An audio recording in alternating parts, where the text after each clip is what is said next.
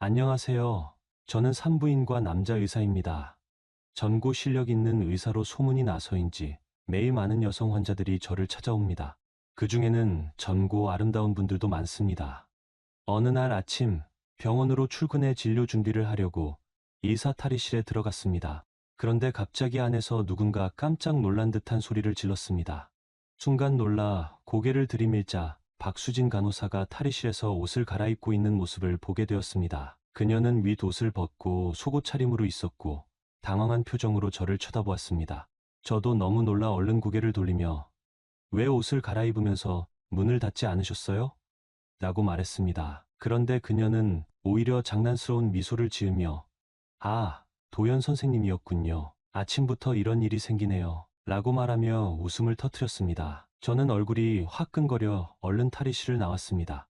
탈의실에서 나온 후에도 마음이 진정되지 않았습니다. 간호사 수진의 당당하고 섹시한 모습을 떠올리게 되어 당황스러웠습니다. 의사로서 여성 환자의 신체를 보는 것은 일상적인 일이지만 왜인지 그날 본 수진의 모습은 다른 감정을 불러일으켰습니다. 얼마 지나지 않아 수진이 간호사복을 입고 나왔습니다. 그녀는 저를 바라보며 장난스럽게 웃으며 말했습니다. 오늘따라 아침에 일찍 오셨네요, 선생님. 저는 당황하며 네, 라고 대답했지만 시선은 그녀의 눈만 바라볼 뿐 다른 곳을 보지 않으려 했었습니다. 그러자 그녀는 더 큰 소리로 웃으며 말했습니다. 아까 못 본 거 많으셨죠?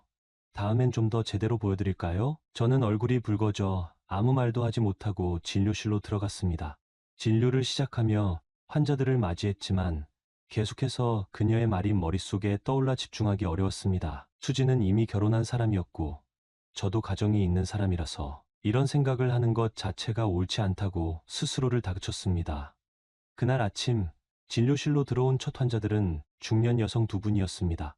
다행히 큰 문제는 없었고 단순한 염증으로 인해 약 처방을 하고 간단히 진료를 마칠 수 있었습니다. 하지만 그날은 어쩐지 평소와 다르게 마음이 복잡했습니다. 그날 세 번째로 진료실에 들어온 환자는 27, 28세 정도로 보이는 세련된 분위기의 젊은 여성분이었습니다. 그녀는 키가 크고 몸매가 좋았으며 무엇보다도 패션 센스가 돋보였습니다.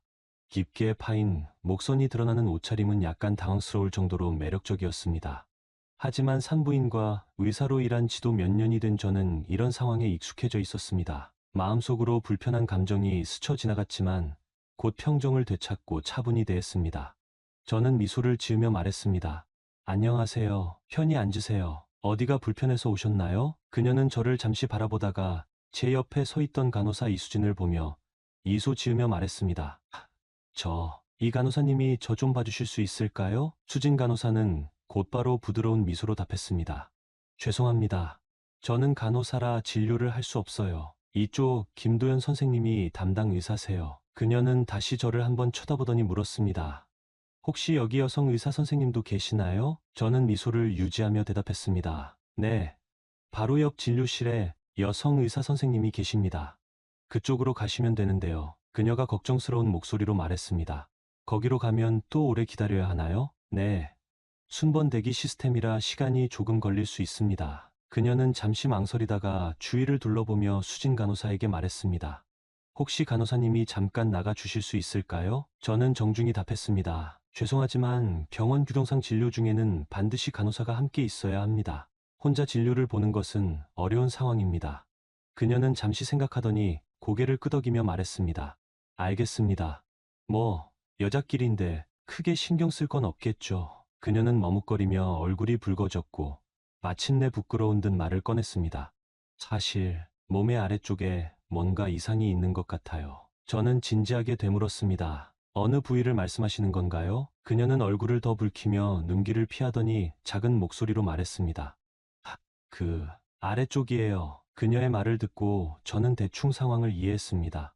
산부인과를 찾는 환자분들이 주로 이런 부위에 문제가 있어 내원하기 때문에 익숙한 경우였습니다. 저는 옆에 있는 수진 간호사에게 말했습니다. 진찰 준비 부탁드려요. 기구를 준비해 주세요. 수진 간호사는 고개를 끄덕이며 옆에 있는 검사실 문을 열고 먼저 들어갔습니다.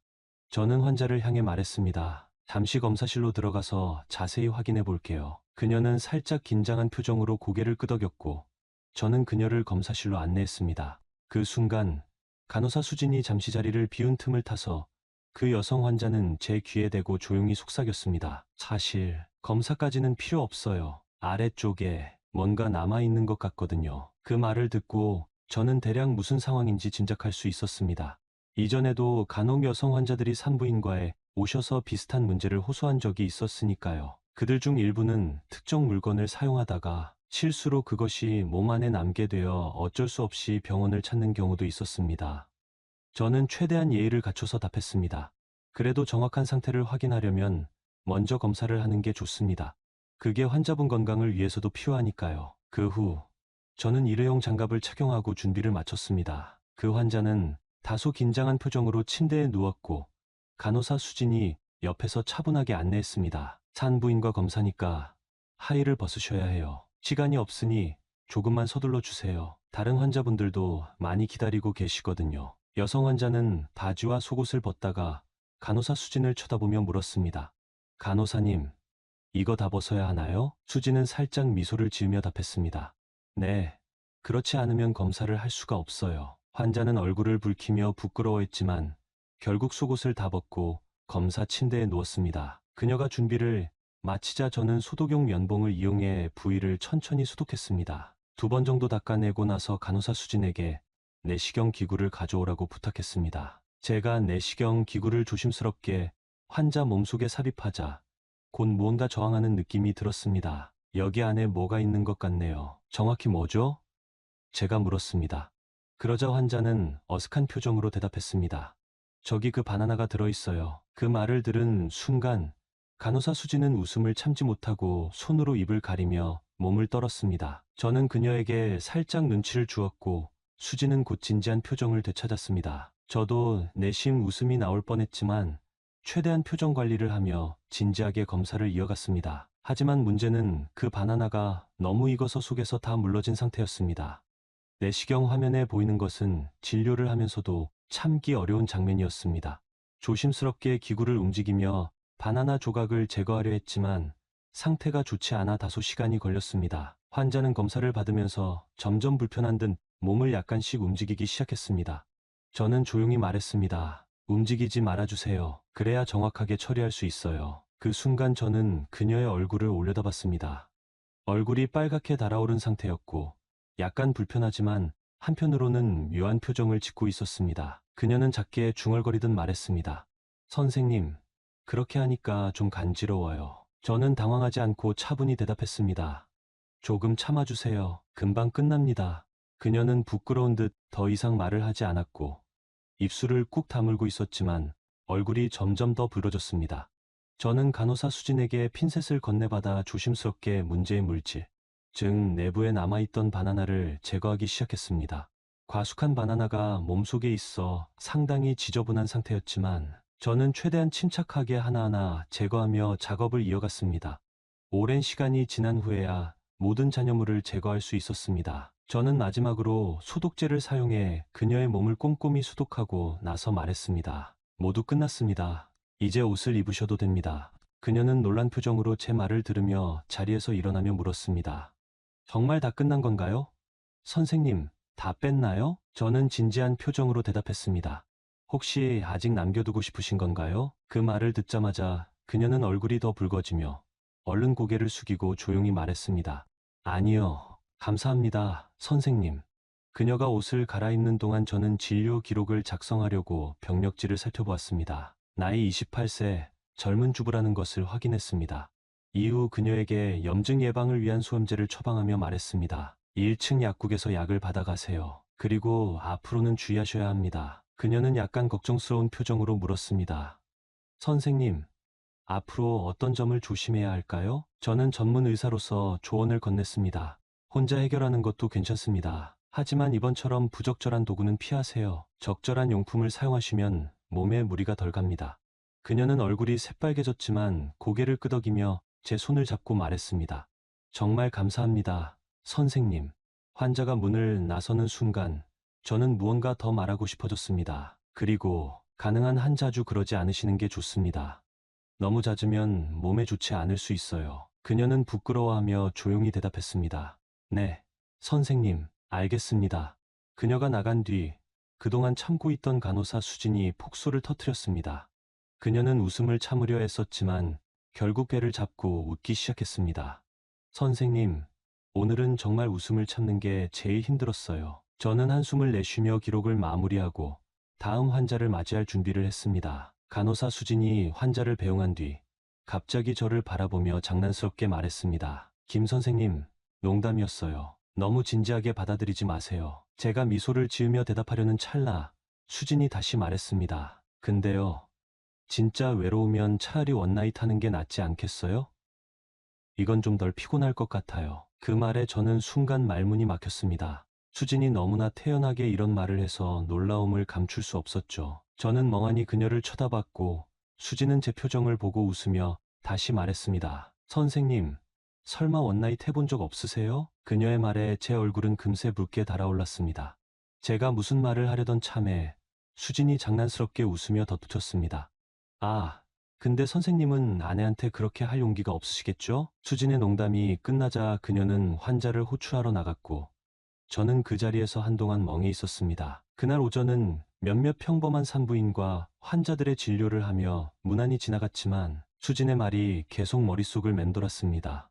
수진은 정말 그런 경험이 있던 걸까? 이런 생각이 자꾸 떠올랐지만 저는 고개를 흔들며 진료에만 집중하려 했습니다. 오후가 되자 병실을 돌며 간단한 점검을 마쳤고 오후에는 병원이 비교적 한산한 편이었습니다. 저녁이 되어 퇴근할 준비를 하던 중 아내에게서 전화가 왔습니다. 여보, 오늘 회사에서 회식 있어서 집에 늦게 들어가요. 저녁은 알아서 챙겨 먹어요. 저는 살짝 서운한 마음을 숨기며 대답했습니다. 알겠어. 조심히 들어와. 전화를 끊고 조용히 차에 올라탔습니다. 이런 상황은 익숙했기에 크게 동요하지 않았습니다. 아내는 회사 일로 자주 야근하거나 회식에 참석해야 했고 그 때문에 함께 저녁 식사를 하는 날이 손에 꼽힐 정도였습니다. 집에서 밥을 해먹는 일도 드물었죠. 차를 천천히 몰며 퇴근 시간에 혼잡한 도로를 피해 병원 근처의 작은 길로 접어들었습니다. 대로변은 퇴근 차량들로 꽉 막혀 있었고 이 작은 길은 시간이 더 걸리더라도 스트레스 없이 집에 가기 좋은 경우였습니다. 차창 밖으로 보이는 도심의 화려한 네온사인과 반짝이는 불빛들이 눈에 들어왔습니다. 오랜만에 느껴보는 도시의 야경은 묘하게 마음을 편안하게 해주었습니다. 그러다 한 레스토랑 앞을 지나치며 불현듯 마음이 끌렸습니다. 오래간만에 스테이크가 먹고 싶네. 그렇게 생각하며 차를 멈추고 레스토랑 앞에 주차했습니다. 안으로 들어가 조용한 분위기의 창가 자리로 안내를 받았습니다. 커다란 유리창 너머로 보이는 도심의 풍경과 레스토랑 안의 따뜻한 조명 덕분에 분위기는 한층 더 아늑해 보였습니다. 은은한 조명 아래 레스토랑의 분위기는 정말 아늑했습니다. 자리에 앉자마자 저는 우선 레드와인 한 잔을 주문했고 이어서 미디엄 레어 스테이크와 크림 파스타까지 추가로 주문했습니다. 평소에 먹는 양이 좀 많은 편이라 조금 욕심을 부렸습니다. 주문을 마치자 친절한 미소를 짓는 직원이 음식을 준비하러 갔습니다. 얼마 지나지 않아 주문한 와인이 먼저 나왔습니다. 와인잔을 들어 천천히 한 모금 마셔보니 풍미가 깊고 깔끔한 맛이 인상적이었습니다. 다만 가격이 조금 비싸더군요. 한 잔에 2만 원 정도였지만 제게는 그리 부담되는 금액은 아니었습니다. 와인을 음미하며 창밖을 내다봤습니다. 유리창 너머로 보이는 도심의 화려한 야경과 네온사인들은 밤의 활기를 더해주었습니다. 그렇게 한참을 외부를 바라보며 여유를 즐기다가 문득 이상한 시선이 느껴졌습니다. 누군가 제 쪽을 계속 보고 있는 듯한 느낌이 들었죠. 고개를 돌려보니 반가운 듯 미소 짓는 한 여성이 있었습니다. 그녀는 어딘가 익숙한 얼굴이었지만 당장 누구인지 기억이 나지 않았습니다. 부드러운 조명 아래 그녀의 세련된 모습은 더욱 눈에 띄었고 저는 잠시 어리둥절한 기분이 들었습니다. 혹시 나를 알아보는 건가? 이런 생각을 하며 고개를 숙여 와인에 집중하려던 순간 그녀가 천천히 제 쪽으로 걸어왔습니다. 가까워질수록 제 심장은 점점 빨리 뛰기 시작했고 저는 괜히 얼굴이 붉어져 시선을 피하고 싶어졌습니다. 마침내 그녀가 제 자리 앞에 멈추어 서서 조심스러운 목소리로 물었습니다. 저 혹시 김 선생님 맞으시죠? 그녀가 저를 이름 대신 김 선생님이라고 부르는 순간 저는 본능적으로 고개를 들었습니다. 환자들이 저를 부를 때 주로 쓰는 호칭이었기 때문에 습관적으로 대답할 수밖에 없었죠. 네, 맞습니다. 혹시 어디서 배웠을까요? 그녀의 얼굴을 보며 기억을 더듬어 보려 했지만 구체적인 기억은 떠오르지 않았습니다. 다만 직업적인 경험으로 미루어 보아 산부인과 환자 중 한 명일 가능성이 크다고 생각했습니다. 그녀는 부드럽게 웃으며 말했습니다. 김 선생님, 벌써 저를 잊으신 건가요? 그러면서 몸을 살짝 앞으로 기울이며 제 쪽으로 더 가까이 다가왔습니다. 그 순간 그녀의 블라우스 목선이 살짝 벌어지며 드러난 가느다란 목걸이와 미묘한 노출이 눈에 들어왔습니다. 저는 순간적으로 시선을 돌리며 마음을 진정시키려고 깊게 숨을 들이마셨습니다. 그럼 제가 힌트를 드릴까요? 그녀는 웃으며 말을 이어갔고, 저는 차분한 표정을 유지하며 그녀의 말을 기다렸습니다. 그녀는 미소를 지으며 제 옆에 빈자리를 가리키며 물었습니다. 김 선생님, 여기 앉아도 될까요? 저는 약간 당황하며 대답했습니다. 네, 그러세요. 하지만 머릿속에서는 여전히 이 세련되고 매력적인 여성이 누구인지 떠올리려 애쓰고 있었습니다. 그녀는 자리에 앉으며 부드럽게 웃더니 약간 쑥스러운 표정으로 말했습니다. 김 선생님, 벌써 저를 잊으신 건가요? 오늘 오전에 병원에서 만났잖아요. 그녀의 말이 끝나자 저는 그제야 그녀가 누구인지 깨달았습니다. 바로 오늘 오전에 병원에 왔던 그 문제로 진료를 받았던 환자였습니다. 그녀를 알아보자마자 묘한 기분이 들었습니다. 병원에서 봤던 모습도 매력적이었지만 지금 레스토랑에서의 그녀는 훨씬 더 세련되고 우아해 보였습니다. 저는 조금 놀란 척하며 말했습니다. 아, 맞네요. 죄송해요. 반갑습니다. 그녀는 밝게 웃으며 말했습니다. 김 선생님, 혼자서 저녁 드시는 거예요? 사모님은 안 오셨나요? 그녀의 물음에 저는 잠시 멈칫하며 약간의 아쉬움이 스쳐갔습니다. 아내가 회사 일로 바빠서 오늘은 혼자입니다. 제가 대답하자 그녀는 미소를 지으며 말했습니다. 저는 이 레스토랑의 사장님이에요. 일이 없을 때 가끔 이렇게 매장을 들르곤 하죠. 저는 깜짝 놀라며 대답했습니다. 와, 정말 대단하시네요. 이런 고급 레스토랑을 운영하시다니요. 그녀는 손사래를 치며 웃었습니다. 아유, 대단하긴요. 그냥 밥벌이 하는 거죠. 김 선생님이 칭찬해 주시니 부끄럽네요. 근데 음식은 입에 맞으세요? 저는 웃으며 대답했습니다. 네. 예전에 한두 번 와봤는데 음식 맛이 정말 좋더라고요. 그녀는 기분 좋은 웃음을 지으며 말했습니다. 감사합니다. 김 선생님 같은 분이 찾아주시면 정말 영광이죠. 그러더니 그녀는 갑자기 제 테이블 위에 놓인 주문서를 집어들고 자리에서 일어났습니다. 그리고 주문서를 들고 앞에 있던 직원에게 손짓하며 말했습니다. 이 테이블 음식 빨리 준비해 주세요. 잠시 후 한 단정한 여성 직원이 다가와 고개를 숙이며 주문서를 받아갔습니다. 그녀는 이어서 덧붙였습니다. 그리고 오늘 이 손님의 식사비는 제가 낼게요. 계산하지 마세요. 직원은 밝게 웃으며 대답했습니다. 네, 알겠습니다. 그녀의 말을 듣자 저는 깜짝 놀라며 말했습니다. 아니에요. 제가 오히려 감사해야 하는데 이렇게까지 하시면 제가 더 민망해지잖아요. 그녀는 웃으며 말했습니다. 무슨 소리세요? 김 선생님. 병원에서 그렇게 신경 써주셨잖아요. 오늘은 제가 보답하는 날입니다. 식사를 마칠 무렵 그녀는 제게 2층에 마련된 휴게 공간에서 차를 한 잔 더 하며 시간을 보내지 않겠냐고 권하셨습니다. 저는 잠시 고민했지만 그녀의 따뜻한 제안에 끌려 따라 올라가게 되었습니다. 2층으로 올라갔을 때부터 느껴지던 편안하고 은은한 분위기는 서로를 좀 더 솔직하게 바라볼 수 있도록 만들어 주었습니다. 은은한 조명이 비추는 공간 속에서 우리 둘은 조용한 소파에 나란히 앉아 차를 마시며 대화를 이어갔습니다. 창밖으로 보이는 야경과 잔잔하게 흐르는 음악 소리가 서로의 이야기에 자연스럽게 집중할 수 있도록 도와주었지요. 처음엔 그저 일상적인 이야기를 나누며 가볍게 웃고 병원에서의 에피소드도 되짚어보는 정도였습니다. 그런데 얘기를 주고받는 동안 상대방의 시선을 일부러 피하려 하지 않고 마주 보게 되는 순간이 점점 늘어났습니다. 그녀가 목선이 살짝 드러나는 블라우스를 매만질 때마다 시선이 미묘하게 그곳으로 향하고 동시에 제가 컵에 손을 뻗을 때 그녀의 시선도 제 손동작에 따라 움직이는 게 느껴졌습니다. 눈빛과 몸짓이 교차할 때마다 마음이 간질거리는 듯한 긴장감과 설렘이 교차했습니다. 오늘 병원에서는 솔직히 좀 민망했어요. 그래도 너무 전문적으로 대응해 주셔서 덜 창피했달까요? 그녀가 쑥스러워하며 꺼낸 말에 저는 웃으며 대답했습니다. 산부인과 진료는 환자분들이 대체로 많이 민망해 하시죠. 특히 남의 시선 때문인지 심리적 부담이 큰 편이니까요. 그치만 괜찮으셨다니 다행입니다. 이야기를 나누면서 어느새 우리는 서로에 대해 조금 더 편안해진 느낌이었습니다. 그녀가 몸을 살짝 제 쪽으로 기울이며 웃음을 지었을 때 그 미묘한 거리감이 한층 줄어든 기분이었습니다. 혹시 제가 너무 개인적인 이야기를 한 건 아니죠? 아닙니다.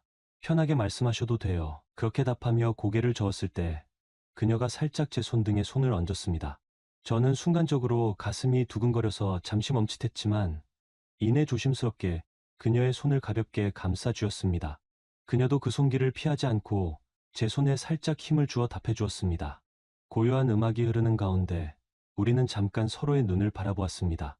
마음이 조금씩 격해지는 걸 느끼면서도 동시에 그 순간이 깨질까 조심스러워 숨소리조차 낮춰지는 기분이었지요. 저는 천천히 그녀의 어깨에 손을 올려보았습니다. 그녀는 제 품에 가볍게 기대어 오며 고개를 살짝 떨구었는데 그 움직임마저 아늑한 분위기를 한층 더 깊게 만들어 주었습니다. 제 손끝이 그녀의 머리카락을 부드럽게 쓰다듬을 때 그녀의 어깨가 살짝 들썩이며 작은 떨림이 전해지는 듯했습니다. 괜찮으세요? 저는 작은 목소리로 물었고 그녀는 조용히 고개를 끄덕였습니다. 네, 괜찮아요. 그 말을 듣자 안도감과 함께 더 가까워지고 싶다는 마음이 동시에 피어났습니다. 그녀는 부끄러운 듯 시선을 아래로 깔았다가 다시 살며시 제 눈을 바라보았습니다. 조용한 시간 안에서 오가는 시선은 그 자체만으로도 묘하게 긴장감을 자아냈습니다.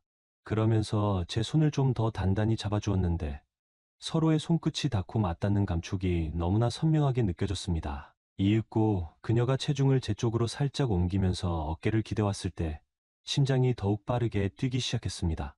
저는 그녀가 불편하지 않도록 천천히 허리를 감싸 안았습니다. 옆에서 느껴지는 그녀의 체온과 제 품에 스며드는 부드러운 실루엣이 아찔할 정도로 떨림을 가져다 주었습니다. 그 후로 잠시 정적이 흘렀습니다. 음악 소리와 서로의 숨소리가 교차하는 사이 그녀가 가볍게 숨을 고르며 작은 목소리로 제 이름을 불렀습니다. 김 선생님, 아니, 이제 도연 씨라고 불러도 될까요? 처음으로 호칭을 바꿔 부르는 그녀의 말투와 살짝 떨리는 눈빛에 저 역시 가슴 한켠이 빠르게 뜨거워졌습니다.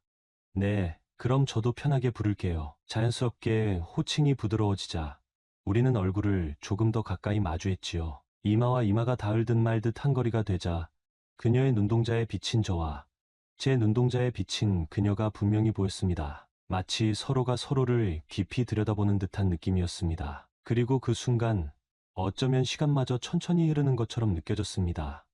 저는 천천히 몸을 기울여 그녀의 볼 가까이에 입술을 가져갔습니다. 그녀는 살며시 미소 지으며 눈을 감았고 그 모습에 저도 자연스럽게 그녀의 입술에 가벼운 키스를 건넸습니다. 처음엔 볼을 스치는 듯한 짧은 접촉이었지만 곧 이어 서로를 확인하듯 조금 더 깊은 키스로 이어졌습니다. 서로의 숨결이 그대로 전해지는 가까운 거리, 심장이 뛰는 소리가 귓가에 울릴 정도로 크게 들리는 긴장감, 그리고 동시에 찾아오는 몽환적인 편안함이 묘하게 어우러졌습니다. 그녀의 입술을 느끼며 우리의 호흡은 조금씩 어긋났다 다시 맞춰지고 작은 움직임에도 온 감각이 예민해져 서로를 더욱 선명하게 느꼈습니다. 2층 휴게 공간에서 짧은 키스가 끝난 후 둘 사이에는 한층 짙어진 묘한 기류가 맴돌았습니다. 잔잔하게 깔린 음악은 여전히 흐르고 있었지만 이제는 서로의 숨소리와 가슴 뛰는 소리가 더 크게 들리는 듯했죠. 말없이 마주보는 눈빛이 깊어질수록 우리는 서서히 몸을 기댔습니다. 그 미세한 움직임만으로도 서로가 강렬하게 끌린다는 걸 깨달을 수 있었습니다. 그녀가 가볍게 제 옷깃을 잡아당기는 순간 어깨와 허리가 맞닿는 지점에서 뜨거운 열기가 전해졌습니다. 자연스레 서로를 좀 더 강하게 끌어안자 그 짧은 거리감마저 사라지고 두 사람의 체온이 그대로 섞여들었습니다. 시간이 흘수록 호흡은 점점 더 거칠어지고 서로를 감싸는 손길은 더욱 섬세해졌습니다. 저도 모르게 그녀의 머리카락을 귀 뒤로 넘겨주며 목덜미 주변을 부드럽게 쓰다듬었고 그녀는 그 작은 손길에 반응하듯 상체를 제게 더 기댔습니다. 가까운 거리에서 전해지는 살결의 감촉은 불안과 긴장감보다는 오히려 편안한 따스함으로 느껴졌습니다. 가슴이 맞닿을 정도로 가까워지자 자연스럽게 심장 박동도 서로에게 전달되는 듯했습니다. 서로를 꼭 끌어안으면서 옷 사이로 스치듯 닿는 팔과 허리, 그리고 목선을 따라오는 미세한 떨림이 생생하게 전해졌습니다. 그녀의 가벼운 숨소리가 제 귀에 들릴 때마다 몸이 저도 모르게 조금씩 달아올랐습니다. 조금 더 편한 공간으로 이동하시겠어요? 두 사람 모두 의식하진 않았지만 공간이 좁고 다른 사람들의 눈이 닿을 수 있다는 우려가 은근히 깔려 있었습니다. 그녀의 제안에 저는 고개를 끄덕였고 곧바로 뒷문 쪽 작은 방으로 자리를 옮겼습니다. 그 작은 방은 조명을 약간 줄인 채 아늑한 분위기를 풍겼고 우리만의 공간이 생기자마자 다시 서로를 끌어안았습니다. 문을 닫고 나서는 의식적으로 아무 말조차 하지 않았지만 오히려 그 정막이 더 깊은 교감을 만들어줬습니다. 그녀의 눈동자와 숨결이 더욱 가까이 느껴졌고 저는 망설임 없이 강렬하게 입을 맞추었습니다. 키스가 이어질수록 마음속 깊은 곳에서부터 뜨거운 무언가가 피어오르는 느낌이었습니다. 서로를 탐색하듯 손끝이 어깨, 허리, 그리고 등 곡선을 천천히 훑고 지나갔습니다. 그녀는 살짝 몸을 젖혀 제 목에 팔을 감았고 그 미세한 밀착감과 함께 여유롭게 흐르는 체온이 한층 더 짙게 전해졌습니다. 어느 순간 그녀가 제 셔츠 깃을 가볍게 당기며 웃음 짓더니 잠깐 벗어두시는 게 어때요? 라고 낮게 속삭였습니다. 저는 부끄럽지만 자연스레 겉옷을 벗었고 옷가지들이 하나씩 의자나 소파에 내려놓일 때마다 둘 사이에 흐르는 공기는 더욱 달아올랐습니다. 이제 옷 사이로 전해지는 마찰이 줄어드니 몸이 맞닿는 감촉이 훨씬 직접적으로 와닿았습니다. 그녀도 살짝 겉옷을 벗어두고 제가 가까이 다가서자 가슴께로 부드럽게 손을 뻗어왔습니다. 그녀가 손바닥으로 제 심장박동을 느끼는 듯 가만히 대고 있을 때 저 역시 그녀의 허리를 감싸며 숨이 약간씩 고르지 못하게 빨라지는 걸 느꼈습니다. 시간이 얼마나 흘렀는지 모를 만큼 서로에게만 집중하다 보니 방 안의 온도가 금세 뜨거워지는 듯 했습니다. 가끔 눈이 마주칠 때마다 괜찮나요? 계속해도 될까요? 하는 짧은 확인이 있었지만 우리가 주고받는 대답에는 주저함이 없었습니다. 서로가 분명히 원하고 있다는 마음이 확실히 전해졌고 동시에 신중함과 배려심도 놓지 않았습니다. 옷깃을 살짝 풀고 목선을 드러내면서 내는 그녀의 작은 숨소리에 저는 다시금 불편하시면 언제든 말씀하세요. 라고 낮게 속삭였습니다. 그녀는 그때마다 고개를 저으며 제 손을 이끌어 허리나 어깨 쪽으로 가져갔고 제게 더 다가오면서 대답 대신 그녀의 체온으로 확신을 주었습니다. 키스는 자연스럽게 깊어졌고 입술과 입술이 맞닿는 횟수가 늘어날수록 서로의 채취와 미세한 떨림까지 세세히 느껴졌습니다. 목덜미를 스치는 숨결, 손등을 타고 올라오는 온기, 그리고 어깨가 닿을 때마다 스며드는 묘한 전율이 겹겹이 쌓여갔습니다. 감정이 최고조에 이르자 우리는 더 과감하게 서로를 받아들였습니다. 다만 첫 경험이 아닐지라도 이 상황 자체가 특별하다는 걸 서로 인지하고 있었기에 매 순간 더욱 신중하게 움직이려 애썼습니다. 순간순간의 떨림과 상대방의 반응을 놓치지 않으려 애쓰면서 동시에 격렬하게 끌리는 감정도 솔직히 나누고 싶었습니다. 어느 정도 긴 시간이 흐른 뒤 서서히 몸과 마음이 진정 국면에 들어갔습니다. 서로를 한참 동안 안고 있다가 그녀가 가만히 제 어깨에 머리를 기댄 채 작은 목소리로 말씀했습니다. 이렇게 편안한 설렘은 정말 오랜만이에요. 숨이 아직 고르지 못한 상태였지만 저는 그녀의 말을 듣고 가슴이 뭉클해지는 감정을 느꼈습니다. 저도 마찬가지예요. 감사합니다. 그제야 옷매무새를 천천히 다시 고쳐 입으며 둘은 작은 방 안에 흩어져 있던 물건들을 정리했습니다. 짙은 감정이 남긴 흔적이 방금 전까지 이곳을 가득 채웠다는 게 믿기지 않을 정도로 침묵 속에서 정돈하는 시간마저 묘하게 따뜻했습니다. 그렇게 어느새 다시 1층으로 내려올 준비가 끝났고 문가 근처에서 그녀가 잠시 제 손을 잡아주며 미소 지었습니다. 깊은 눈빛이 여운을 남긴 채 저는 밖으로 나가며 다시 한번 그 온기와 감정을 곱씹었습니다. 마음 한편에는 아쉬움이 남았지만 동시에 후회 없는 순간이라는 확신이 들었습니다. 차에 올라 자리를 뜨면서도 아직 손끝에는 그녀의 온기가 남아 있었습니다.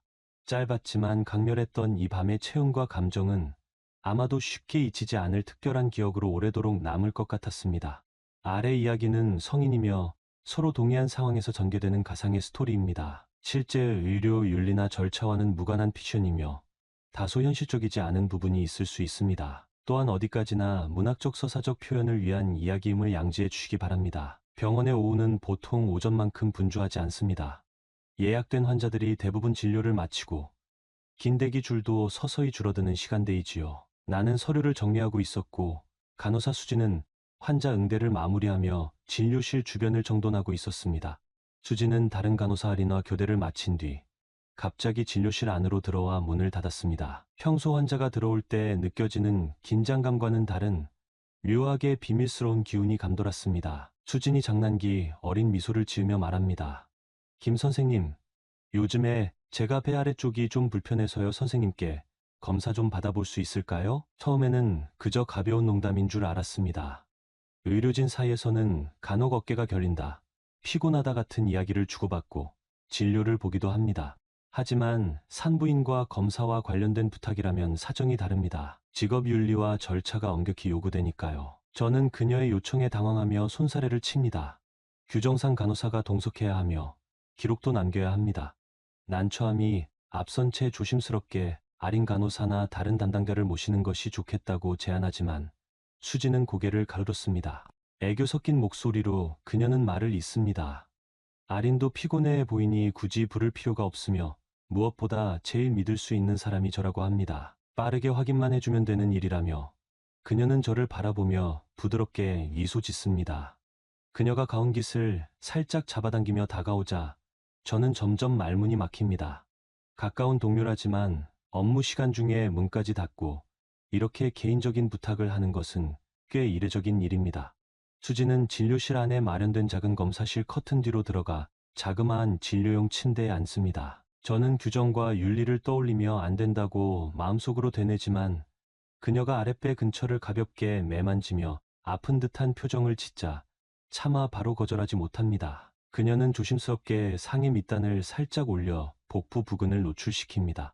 낮은 목소리로 제 반응을 살피듯 힐끔 쳐다보며 이렇게 하면 편하게 확인할 수 있을 거라고 말합니다. 저는 진료용 장갑을 끼고 차분히 청진기를 집어들지만 가까이 다가서는 순간 그녀의 체온이 느껴지고 눈빛이 생각보다 훨씬 더 진지하다는 것을 깨닫습니다. 검사는 간단한 수준에서 이루어집니다.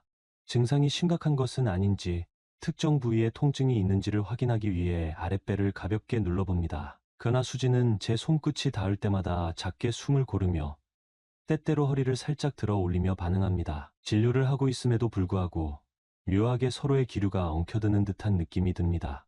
저는 겨우 정신을 차려 증상이 시작된 시기와 통증의 양상을 묻습니다. 하지만 그녀는 제 질문에 대답하기보다는 손이 따뜻하다는 말을 꺼내며 긴장된 분위기를 자연스럽게 풀어버리려 합니다. 순간 진료실 안의 감도는 공기가 달라진 것을 깨닫습니다. 저는 살짝 붉어진 얼굴로 말을 잇습니다. 이러면 안 된다고 생각하며 수진에게 필요한 검사는 병원 규정에 맞춰 진행해야 한다고 말합니다. 하지만 수진은 장난스러운 눈웃음을 지으며 대수롭지 않다는 듯 말을 던집니다. 에이, 김 선생님, 지금은 아무도 없으니까요. 그 순간 갑작스럽게 노크 소리가 들려옵니다. 선생님, 안에 환자 있으세요? 아린의 목소리에 저는 화들짝 놀라며 재빨리 장갑을 벗고 가운 내무새를 고칩니다. 수진 역시 반쯤 올렸던 옷을 급히 내리고 진료용 침대에서 내려와 침착한 표정을 유지합니다. 저는 커튼을 살짝 당긴 뒤 문으로 다가가 조심스럽게 문을 엽니다. 문 앞에 서 있는 아린은 이해한 표정으로 내부를 살펴봅니다. 저는 곧장 진료 중이라고 짧게 대답하며 문틈을 좁힙니다. 아린은 크게 의심하지 않는 듯 고개를 끄덕이고 돌아섭니다. 우여곡절 끝에 검사는 흐지부지 종료되었고 수지는 서둘러 자리를 정돈합니다. 서로 얼굴이 살짝 달아오른 상태로 진료실을 정리한 후 조용히 밖으로 나섭니다. 시간이 흘러 퇴근 시간이 되자 대부분의 직원들은 빠르게 자리를 떠납니다. 아린 역시 예정된 퇴근 시간에 맞춰 먼저 나갔고 저는 남은 서류를 정리하기 위해 진료실에 남아 있습니다. 어둑해진 병원 복도에는 형광등이 절반만 켜져 있어 곳곳에 어스름한 그림자가 드리워집니다. 그때 조용히 열린 문 사이로 수진이 다시 들어옵니다. 그녀는 문을 살며시 닫고 잠금 장치를 확인한 뒤 조용히 다가옵니다. 아린 간호사 갔어요. 오늘은 더 늦게까지 남아 계시네요. 수진은 낮은 목소리로 말을 건네며 책상 위에서 서류를 정리하던 저의 손을 살짝 잡습니다. 두근거리는 마음을 진정시키려 하지만 낮에 있었던 일이 떠오르며 심장이 다시 빠르게 뛰기 시작합니다. 저는 남은 문서들을 정리하기 위해 책상에 앉아 있었고 수지는 곁에 서서 한 손을 의자 등받이에 둡니다. 자연스럽게 그녀의 몸과 저의 몸이 가까워지고 그녀가 말을 건네는 사이사이에 서로의 눈빛이 마주칩니다. 수지는 속삭이듯 조용한 목소리로 말을 건넵니다. 아까는 많이 놀라셨죠? 혹시 불편했다면 미안해요. 하지만 저는 진짜 선생님이라면 믿을 수 있을 것 같아서요. 저는 고개를 돌려 그녀를 바라봅니다. 밤이 되자 낮에 장난스러운 기색보다는 훨씬 진지하고 애틋한 표정이 엿보입니다. 침을 삼키며 조심스럽게 묻습니다. 수진 씨, 정말 이래도 괜찮은 겁니까? 우리 둘이 같은 병원에서 근무하는 사이인데. 말은 그렇게 했지만 이미 제 목소리에도 흔들림이 묻어 있습니다. 수진은 살며시 미소를 지으며 한 손을 제 넥타이 쪽으로 가져갑니다. 선생님도 사실 싫지 않으신 거 맞죠? 넥타이가 살짝 당겨지며 그녀와의 거리가 더욱 가까워집니다. 가로등 불빛이 비치는 창문 너머로 우리 둘 이외에는 아무도 없는 듯한 적막함이 흡니다. 멀리서 구급차 사이렌이 희미하게 울리지만 그 소리가 거짓말처럼 이곳만을 피해 지나가는 느낌이 듭니다. 수진과 저는 거의 동시에 서로를 향해 몸을 기울였습니다. 짧은 숨소리가 뒤섞이며 자연스럽게 입술이 닿았습니다. 낮에 검사가 만들어낸 아슬아슬한 분위기가 이번에는 본능적인 끌림으로 폭발한 것입니다. 그녀가 가운 단추를 잡아 풀어헤치고 나는 마찬가지로 가운을 벗어 의자에 걸쳐 두었습니다. 수진이가 제 셔츠 단추를 하나씩 풀 때마다 병원 특유의 소독약 냄새와 그녀의 은은한 향수가 섞여 묘하게 뒤섞였습니다. 서로를 감싸 안으며 천천히 책상을 등지고 이동했는데 수진이 진료용 의자에 걸터 앉아 저를 당겼습니다. 그 순간 저는 과감하게 그녀의 허리에 손을 둘렀습니다. 갑작스런 과감함에 서로 작게 웃으면서도 곧바로 뜨겁게 이어지는 키스와 밀착된 체온에 몰두했습니다. 진료실이라는 공간적 특수성이 주는 긴장감과 들킬지 모른다는 위험부담에서 오는 아드레날린이 몸을 타고 도는 기분이었습니다. 서로 껴안은 채 자세를 바꾸거나 그녀가 스스로 몸을 살짝 들어 내 허리를 당기는 등 잔잔한 움직임 하나에도 전율이 느껴졌습니다. 수진이는 작게 숨을 고르며 이러다가 내일 정말 어떻게 얼굴 봐요. 저는 거친 숨소리에 섞어 지금은 그거 생각할 여유가 없어요. 서로의 온기와 떨림이 겹쳐진 만큼 대화는 간간히 짧아졌고 대신 작은 탄성이나 얕은 숨소리가 서로의 귀에 더 크게 들렸습니다. 수지는 검사대나 장비들이 있는 쪽으로 내 손을 이끌었고 우리는 조심스럽게 그 주변을 비집고 자리를 옮겼습니다. 이때 장비나 서류가 떨어질까봐 나도 모르게 손으로 잡아 정리하기도 했습니다. 그러면서도 절대 서로를 놓지 않았습니다. 한참 동안 부드러운 키스와 스킨십이 이어졌고 옷깃이 흐트러질 때마다 그녀가 살짝 미소를 지으며 내게 몸을 맡기는 모습이 인상 깊었습니다. 시간이 얼마나 흘렀는지 모를 만큼 우리 둘은 뜨겁게 달아올랐습니다. 그러다 어느 순간 수진이 숨을 고르며 살짝 몸을 떼었습니다. 수진이는 뺨이 불그스레해진 채로 선생님, 이젠 진짜 멈춰야 할 것 같아요. 시간이 너무 늦었어요. 저는 그녀의 말을 가만히 듣다가 고개를 끄덕였습니다. 하지만 마음 한편에서는 묘한 아쉬움도 느꼈습니다. 조용해진 진료실 안에는 우리의 거친 숨소리만 남아 있었고 밖에서는 아무 기척도 들리지 않았습니다. 옷매무새를 정리하고 서로를 바라보며 우리는 잠시 낯선 침묵 속에 있었습니다. 그러나 곧 수진이는 환하게 미소 지으며 장난스럽게 한마디를 던졌습니다. 수진이는 내일 아침 혹시 선생님 먼저 나오시나요? 마주치면 좀 쑥스러울 것 같아서요. 저는 피식 웃으며 가운을 걸치고 떨어진 제 넥타이를 주워들었습니다. 어차피 언젠간 마주쳐야죠. 아무 일 없었다는 듯이 하면 되지 않을까요? 그녀와 저 사이에 흐르는 정막은 사실 오히려 서로가 공유한 시간이 진짜였다는 걸 실감나게 해주는 순간이었습니다. 그렇게 우리는 우선 병원 내부를 한번 훑어보며 이상이 없는지 확인했습니다. 이미 사람이 거의 없었고 경비 담당 직원이 있을 뿐이었지요. 수진이는 곧장 먼저 갈게요라며 살짝 손을 흔들고 후문 쪽으로 조용히 나갔습니다. 저는 남아서 불이 켜져 있는지 확인한 뒤 다시 한번 진료실 문을 잠그고 나왔습니다. 병원을 나서 차에 타고 시동을 걸었을 때 문득 방금 전 상황이 비현실처럼 느껴졌습니다. 낮에 진료실에서 살짝 스쳐간 묘한 검사부터 아린의 노크에 심장이 떨어질 뻔했던 순간, 그리고 퇴근 후 이어진 은밀한 교감까지 너무 빠르게 많은 일이 벌어졌다는 생각이 들었습니다. 하지만 후회나 불쾌함보다는 오히려 짜릿하고 달콤한 감정이 더 컸습니다. 마음 한구석에서는 이대로 괜찮을까 하는 걱정도 있었지만 이미 벌어진 일은 뒤로 하고 싶었습니다. 다음 날 아침 출근 시간에 맞춰 병원에 들어섰을 때 수진이는 마치 평소와 다를 바 없는 표정으로 근무 준비를 하고 있었습니다. 그러나 서로 시선이 살짝 엇갈리는 순간 엷게 붉어지는 그녀의 귀끝이나 작은 미소를 감추지 못하는 제 표정에서 어제의 일이 여전히 생생함을 느낄 수 있었습니다. 아린이나 다른 직원들은 전혀 눈치채지 못한 듯 보였지만 가끔 수진이 처방전이나 서류를 들고 제게 다가올 때마다 서로 짧게 교감하는 묘한 공기가 흘렀습니다. 두 사람만 알고 있는 비밀과 뜨거운 기억이 병원 내 일상 속에서 조용히 공유되고 있었던 것이지요. 그 후에도 병원 업무는 계속됩니다. 환자를 돌보고 서류를 작성하고 간호사들과 의사가 협업하는 일상은 변함없습니다. 그러나 우리 둘 사이에는 더 이상 예전처럼 단순히 의사와 간호사만의 관계가 아닌 은밀하게 공유된 시간이 존재합니다. 언젠가 다시 한번 비슷한 긴장감과 유혹이 찾아올지 모른다는 생각에 마음속 어딘가가 두근거리는 건 어쩔 수 없나 봅니다. 오늘의 영상은 여기까지입니다. 안녕하세요. 오늘의 사연입니다. 저는 올해 35이며 남편과 이혼한 지 얼마 되지 않았습니다. 외모는 탑 연예인처럼 예쁘지는 않지만 의학의 손을 살짝 빌려 주변 남자들의 시선을 끌기에는 충분하며 매력적인 몸매를 가지고 있습니다. 남편과 이혼한 후로는 혼자 지내고 있으며 남편은 아들과 함께 미국에 살고 있습니다. 이혼 후로는 여성으로서의 즐거움을 다시는 경험하지 못했습니다. 유정 언니는 제가 아파트 헬스장에서 알게 된 친한 언니입니다. 그녀에게는 고등학교 3학년에 재학 중인 19살의 아들이 있습니다. 유정 언니의 남편은 해외에서 장기간 일을 하고 있고 유정 언니는 저보다 8살이나 많지만 우리는 같이 필라테스 수업을 들으며 알게 되었는데 유정 언니가 동안이라 같은 또래인 줄 알고 커피 한잔 하자며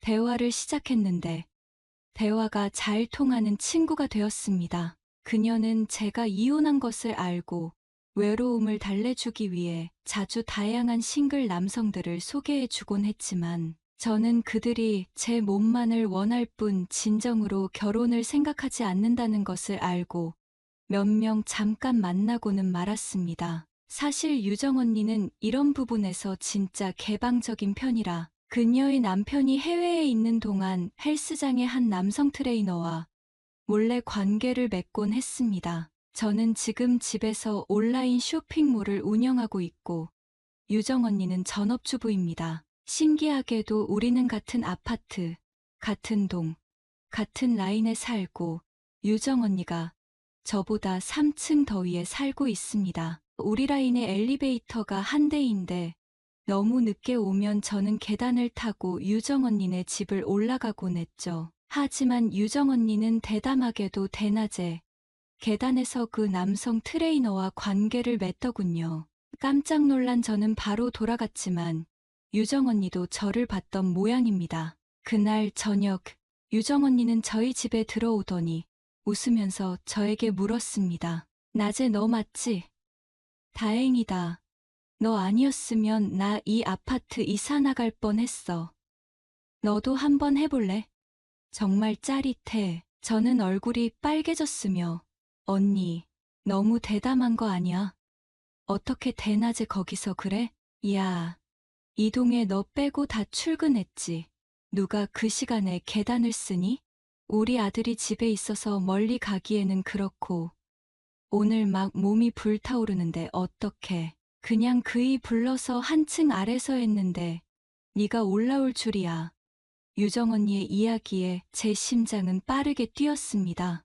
대낮에 본 장면을 떠올리며 외로웠던 마음이 요동치기 시작했습니다. 저도 정상적인 여성이고 정상적인 욕구를 가진 사람입니다. 전 남편과 이 문제 때문에 갈등이 많았습니다. 전 남편은 저보다 10살 많은 사업가입니다. 제가 전 남편의 회사에 취직해서 직원으로 일할 때 남편이 이혼한 상태였다는 것을 알았지만 남편의 성실하고 열심히 노력하는 모습에 반했습니다. 전 남편도 저를 채용할 때부터 유심히 봤다고 하더군요. 그때부터 저는 사장인 전 남편과 연애도 하고 사업도 도와주어 5인밖에 되지 않던 회사를 직원이 100명 넘고 매출이 400억 넘는 회사로 성장시켰습니다. 전 남편의 사업 노하우와 저희 좋은 아이디어로 회사 방향을 바꿔 일궈낸 성과입니다. 사실 사업적으로 전 남편과는 최고의 파트너입니다. 하지만 2년 연애 끝에 결혼한 저희 부부는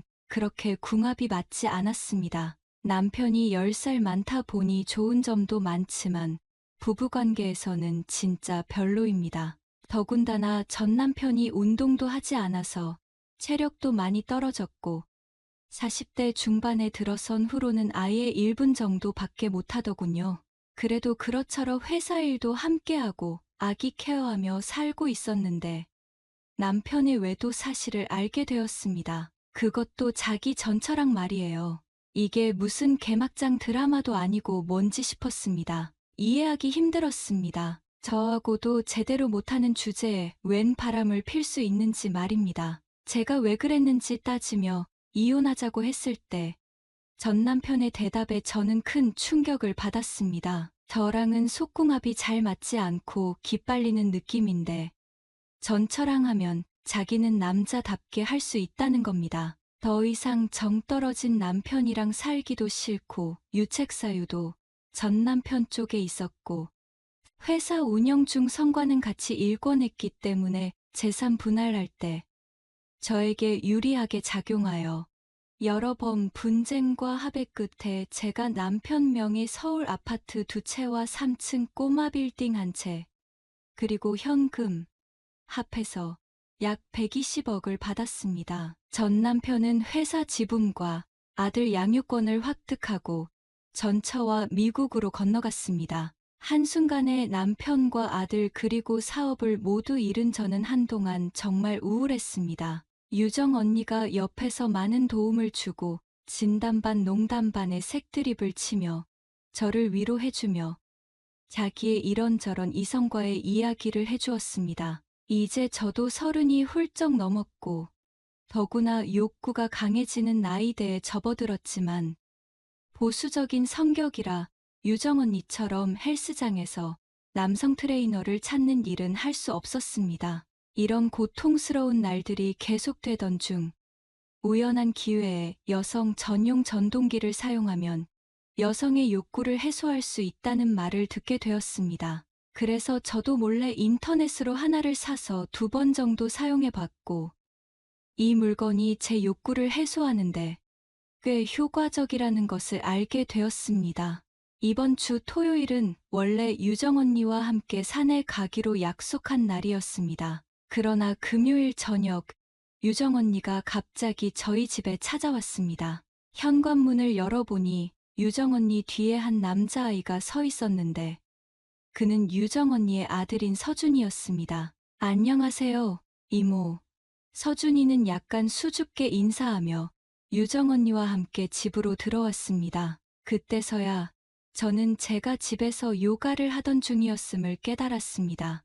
요가 바지를 입고 있었고 상의는 깊게 파인 탱크탑이어서 가슴이 드러난 상태였습니다. 들어온 후에야 유정 언니의 손에 든 여행 가방을 보았습니다. 유정 언니의 남편이 해외에서 갑작스러운 사고를 당해 급히 가봐야 한다고 했습니다. 원래는 서준이도 함께 데려가려 했지만 서준이의 비자가 만료되었고 며칠 전 농구를 하다 오른팔이 부러져 혼자서는 아무것도 할 수 없는 상황이었습니다. 혼자 집에 두었다가 혹시 무슨 일이 생길지도 모르고 수능도 얼마 남지 않은 상황이라 공부에 집중해야 해서 유정 언니는 어쩔 수 없이 19살 된 아들을 저에게 맡기게 되었습니다. 유정 언니는 생활비도 주겠다고 했습니다.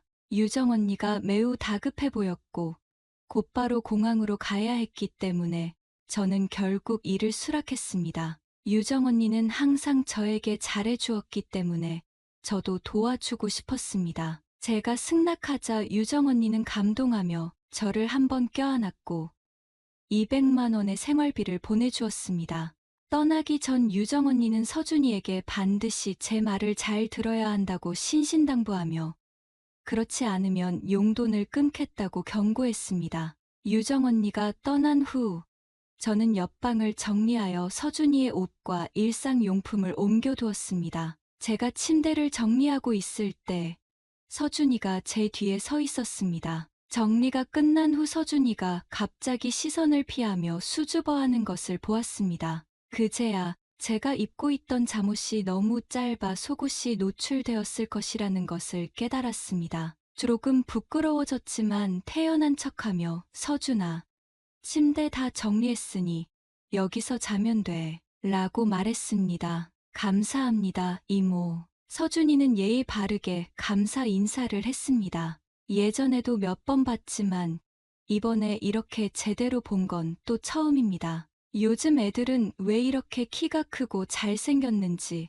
그리고 젊음의 기운이 넘치는 서준이를 보고 있자니 저도 모르게 호르몬이 솟구치는 것을 느꼈습니다. 불안해진 저는 얼른 그의 방에서 나왔고 눈길조차 마주치지 못했습니다. 그렇게 서준이는 첫날 밤을 보냈고 신기하게도 서준이가 우리 집에 온 첫날 밤 저는 오랜만에 정말 편안하게 잠을 잘 수 있었습니다. 다음 날 오전 11시쯤 유정 언니가 해외에서 영상 전화를 걸어왔습니다. 그녀는 이미 도착했고 서준이의 아빠가 위험한 고비를 넘겼으니 걱정하지 말라고 했습니다. 그리고 서준이에게 제 말을 잘 들어야 한다고 당부했습니다. 오후에는 서준이가 집에서 공부를 하는 동안 저는 헬스장에 다녀왔습니다. 원래는 친구들과 저녁 약속이 있었지만 서준이가 혼자 집에 있으면 밥을 챙겨 먹기 어려울 것 같아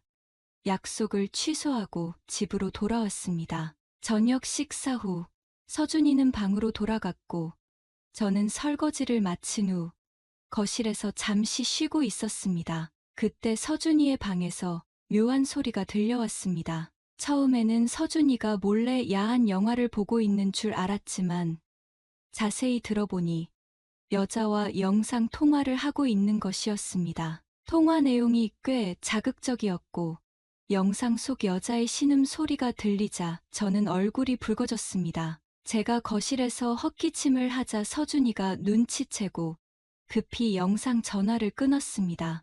아마도 여기가 자신의 집이 아니란 걸 그제야 깨달은 것 같습니다. 서준이가 방에서 나왔는데 민소매 셔츠를 입고 어깨에 수건을 걸친 채 왼손에 잠옷을 들고 있었습니다. 이모, 저 먼저 씻을게요. 라고 말하며 웃는 서준이를 보니 제 마음이 두근거렸습니다. 서준이가 화장실로 들어가고 나서야 저는 안도의 한숨을 쉬었지만 갑자기 화장실 문이 열렸습니다. 저는 서준이가 무언가를 잊어버린 줄 알았는데 이모, 이게 갑자기 떨어졌어요. 물에 닿을까봐 걱정돼서요. 이걸 먼저 치워주시면 좋겠어요. 라고 말하며 서준이가 손에 들고 있던 것은 제가 전에 산 핑크색 전동기였습니다. 순간 얼굴이 빨개진 저는 황급히 다가가 그것을 빼앗듯이 받아들고는 태연한 척하며 괜찮아.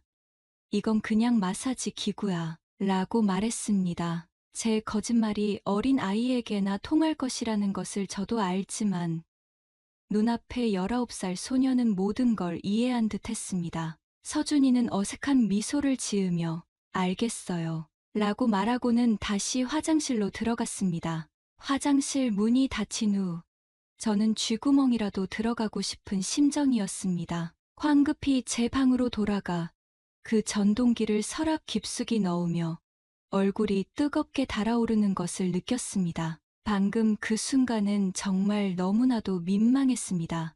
늦은 밤, 저는 다시 한번 서준이의 방에서 들려오는 묘한 소리에 잠에서 깼습니다. 서준이가 여자와 나누는 달콤한 대화는 저를 더욱 외롭게 만들었고 참지 못하고 다시 핑크색 전동기를 꺼내 들고 말았습니다. 다음 날 아침, 저는 놀랍게도 이미 아침 9시가 넘은 시간을 확인하고 깜짝 놀라 일어나 서준이에게 아침을 만들어주려고 했습니다. 하지만 방에서 나오니 서준이가 이미 아침 식사를 사놓고 있었습니다. 그는 커피를 마시며 소파에 누워 농구 경기를 보고 있었고 매우 여유로워 보였습니다. 이렇게 젊고 에너지가 넘치는 서준이를 보니 저도 모르게 기분이 좋아졌습니다. 오후에 서준이는 병원에 재검진을 받으러 가야 한다고 말했습니다. 오른손에 붕대를 감고 목에 걸고 있는 서준이가 불편할까봐 저는 그를 도와주기로 했습니다. 유정 언니에게 그를 잘 돌봐주겠다고 약속했으니 말입니다. 검사 결과는 나쁘지 않았지만 의사는 서준이에게 오른손을 잘 보호하라고 여러 번 당부했습니다. 만약 다시 다치면 정말 큰 문제가 될 수 있다고 했습니다. 병원 밖으로 나왔을 때 서준이는 갑자기 자신이 밀크티를 마시고 싶다고 말하며 저에게 잠시 기다려 달라고 했습니다. 얼마 지나지 않아 서준이는 저에게 흑당 밀크티를 건네주었습니다. 그것도 제가 좋아하는 아이스의 당도는 50%로요. 저는 그 순간 서준이가 제 취향을 알고 있었다는 사실에 감동받아 눈물이 날 것 같았습니다. 서준이는 웃으며 제가 들고 있는 장바구니를 가리키며 배가 고프다고 말했습니다. 집에 가서 같이 요리를 배우고 싶다고 했습니다. 서준이의 손이 다친 것을 걱정하여 요리를 돕겠다는 그의 제안을 거절했고, 손이 다 나으면 그에게 가르쳐 주겠다고 약속했습니다. 저녁 식사 후 우리는 함께 TV를 보다가 서준이는 샤워하러 갔고, 저는 요가를 연습하러 갔습니다. 갑자기 화장실에서 소리가 나서 달려가 보니 서준이가 한 손으로 샤워하다가 거의 넘어질 뻔한 것이었습니다. 서준이가 괜찮다는 것을 확인한 후 안도의 한숨을 내쉬었습니다. 그런데 잠시 후 서준이가 수건을 두른 채 화장실 문 앞에 서 있었습니다. 이모, 제가 혼자 등을 씻기 힘든데 도와주실 수 있나요? 라는 말을 듣고 저는 얼굴이 새빨개졌습니다. 서준이는 이제 19살인데 제가 그를 도와야 한다니. 그러나 그의 오른손이 깁스를 하고 있는 것을 보고 오늘 병원에서 의사가 했던 당부를 떠올리며 마음이 약해졌습니다. 알겠어. 라고 대답하며 저는 서준이를 도와주기로 했습니다. 심장이 미친 듯이 뛰고 얼굴도 뜨겁게 달아올랐습니다. 제가 동의하자 서준이는 매우 기뻐하며 화장실로 뛰어 들어갔습니다. 저는 그의 등을 닦아주기 시작했습니다. 그때 갑자기 서준이의 수건이 바닥에 떨어졌습니다. 저는 당황해서 두 눈을 가렸지만 반응할 틈도 없이 서준이가 다가와 왼손으로 저를 벽에 밀쳤습니다. 이모, 어젯밤에 그 전동기를 사용하는 소리를 다 들었어요. 오늘은 내 걸로 해볼래요? 라고 장난스럽게 말했습니다. 저는 놀라서 도망치려 했지만 서준이가 저를 누르자 제 호르몬도 폭발해 버렸습니다. 서준이가 키스하려 다가오자 저는 저항하지 않고 그를 맞이했습니다. 우리는 마치 불꽃이 튀는 것처럼 열정적으로 키스했습니다. 서준이의 오른손이 다친 것을 배려해서 저는 오히려 더 적극적으로 그를 도왔습니다. 이후 우리의 관계는 더욱 가까워졌습니다. 저는 마치 그의 누나가 된 것 같고 서준이는 제 동생 같은 느낌이 들었습니다. 집에 남자가 있다는 사실이 저희 생활을 더욱 즐겁게 만들어 주었습니다. 그 후 저는 온라인 쇼핑몰 운영을 더 열심히 하게 되었고 웃음도 많아졌습니다. 그러나 매일 밤 서준이가 영상 통화를 하며 여자친구와 이야기하는 소리를 들으면서 약간 질투가 났습니다. 저는 서준이에게 직접 말하지 못하고 은근히 돌려서 말해보았습니다. 그러자 서준이는 웃으며 그 여자친구는 인터넷에서 만난 사이일 뿐 실제로 만난 적은 없다고 했습니다. 서준이는 대학 졸업하면 이모랑 결혼할래요. 라고 농담처럼 말했지만 그 말이 저를 무척 기쁘게 했습니다. 마치 첫사랑의 행복한 감정을 다시 찾은 듯한 기분이었습니다. 하지만 이런 기분도 잠시였습니다. 유정 언니가 그 다음날 전화가 왔습니다. 남편이 재활이 필요한데 국내에서 하게 될 것이라고 했습니다. 뭐가 그렇게 급한지 저녁 비행기로 바로 출발한답니다. 저는 속으로 원망했지만 또 한편으로는 걱정하기 시작했습니다. 그리고 이제서야 이 달콤한 꿈 같은 날들이 그냥 꿈일 수 있다고 생각했습니다. 서준이는 그냥 30대 성숙하고 이쁜 여자를 즐기는 거지 진짜 사랑이 아니었을 겁니다. 그리고 앞으로 저는 점점 나이가 들어가는데 서준이 마음을 사로잡을 자신도 없었죠. 지금도 젊은 또래와 영상 채팅하고 연애하는데 우리는 그냥 관계를 즐기는 순간뿐이라는 것을 깨달았습니다. 하지만 아쉬움을 달래는 마음으로 저는 그날 밤 서준이와 더욱 뜨거운 밤을 보냈습니다. 역시 젊은 피는 남다르더군요. 우리는 새벽 3시까지 마음껏 즐기고 잠에 들었습니다. 그리고 잠에서 깨어난 후 저는 서준이에게 어젯밤이 마지막이라고 했습니다. 서준이는 당연히 반대했지만 저는 단호하게 관계를 정리했습니다. 그리고 그를 자기 집으로 돌려보냈습니다. 저녁이면 윤정 언니가 올 테니 걱정할 것도 없었습니다. 저는 윤정 언니에게 문자 메시지로 사업에 문제가 생겨 중국 출장을 가야 한다고 하고 집을 나섰습니다. 이렇게 하지 않으면 분명히 서준이가 찾아올 테니까요. 그날은 호텔방에서 머물고 그 다음날 바로 그 전에 구한 비행기 티켓을 가지고 과맹 비행기를 타고 날아갔습니다. 지금 생각해도 저희 성격과도 맞지 않은 행동이었지만 꿈만 같았던 그 몇 주가 저에게는 좋은 추억이었습니다. 나쁜 여자라고 뭐라 해도 상관없습니다. 그 계기로 저희 우울증은 완전히 사라졌습니다. 이제는 다시 저희 원래 모습대로 돌아와 돌싱의 생활을 즐기고 있습니다. 좋은 남자를 만나면 결혼할지도 모릅니다. 그리고 이번에는 저와 같은 연령대의 남성을 선택할까 합니다. 이번 사연은 여기까지입니다. 다음 사연 만나보겠습니다.